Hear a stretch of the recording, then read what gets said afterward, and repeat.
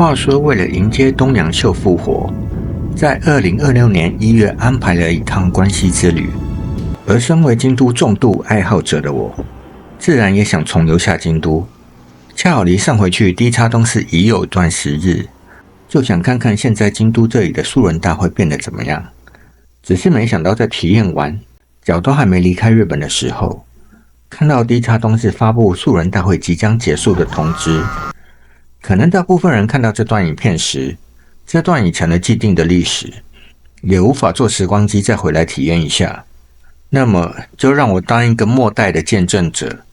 带大家回味一下D叉东市素人大会的长光片影吧。这次出发前先查了一下官网资料，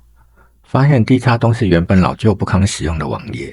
现在竟然变得焕然一新，看起来质感很好，又很方便查询。而且现在有了线上优惠券，不管是到现场用手机出示，或者是列印成纸本出来，到现场都可以抵用。因为这个老剧场的网页10几年没变了，中间还一度连不上。初看到这个神奇的进步，真的是吓一大跳。到日本的第一天我就来到这里，入场时跟柜台的小哥出示他们网页的优惠券，所以原本素人大会8000块的入场费就折了2000变成6000元。入场会先经过中间的休息区，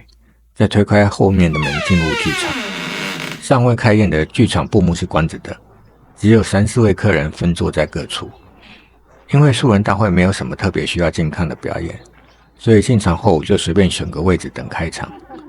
只是多年前进场时座位已经很破旧，现在更是没有一张是健全的，大多都放了软垫来遮盖残破的椅面，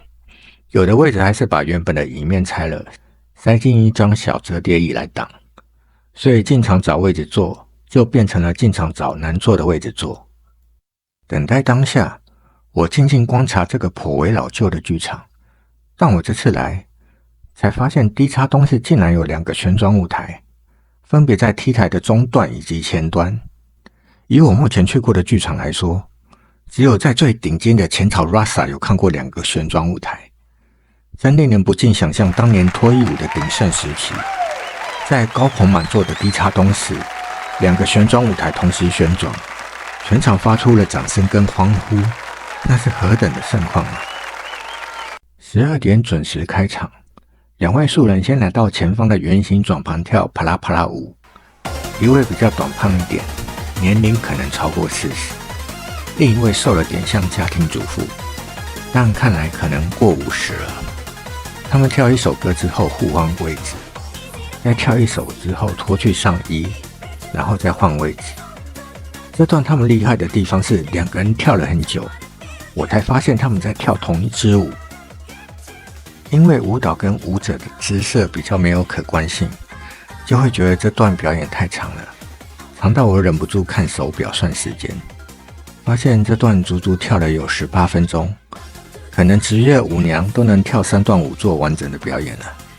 所以就变成台上的人在撑，台下的人也在撑。但我知道这也是不得已的，因为就算素人大会的重点是下台的服务，但总是要有表演的桥段当作过场，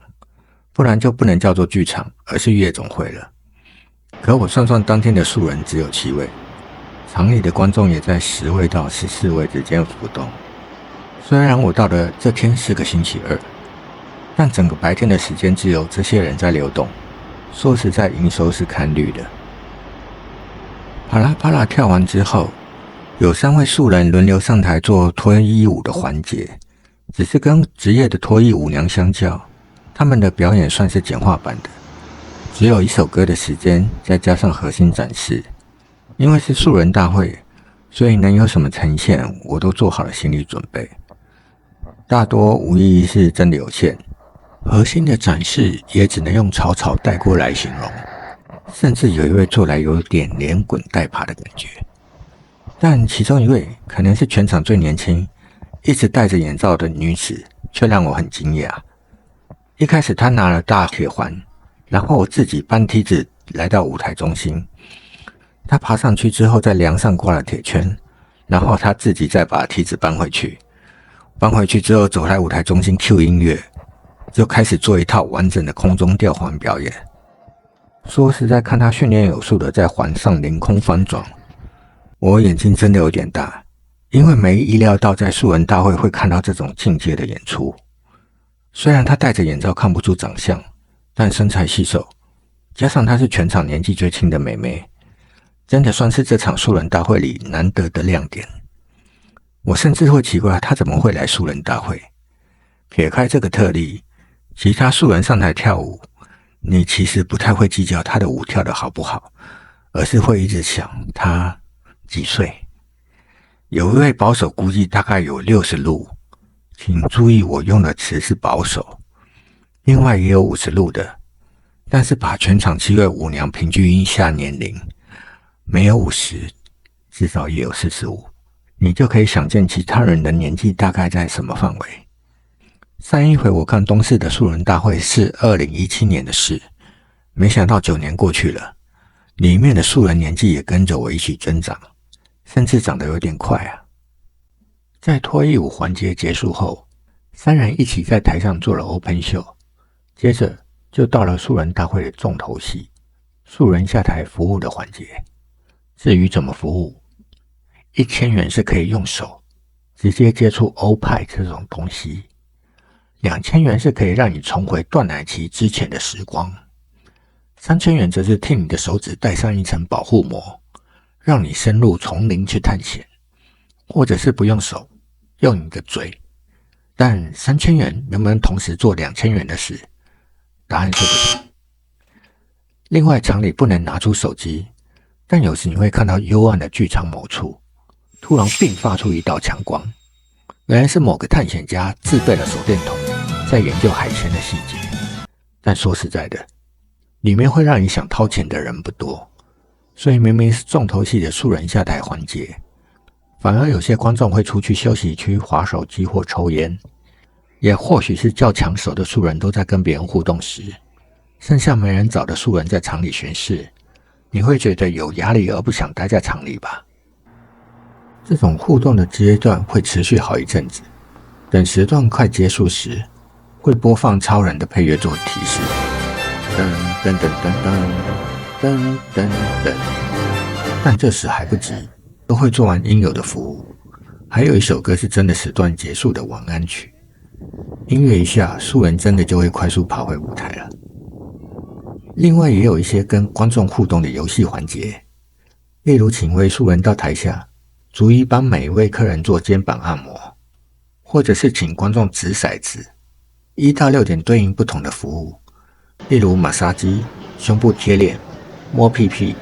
拥抱之类的。不过在素人人数跟观众人数都变得稀少的状况下，这些互动游戏就显得力不从心，场面一直冷冷清清，谈不上热烈。遥想当年头一次进素人大会的激动，真有一种景物依旧，人事全非的感慨。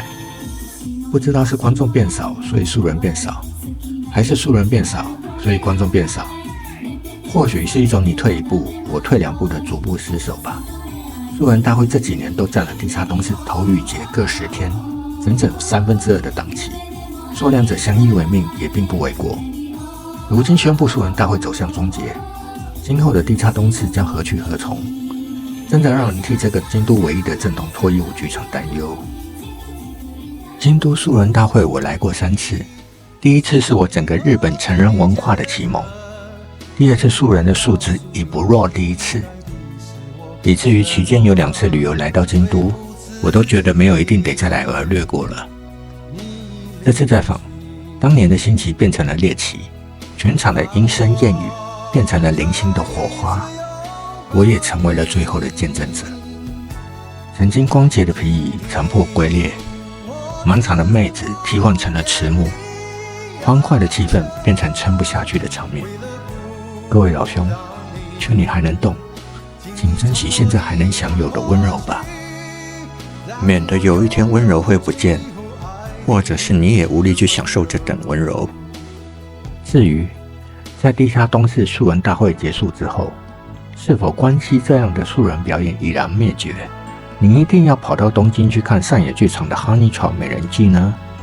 嘿嘿，那倒未必哦。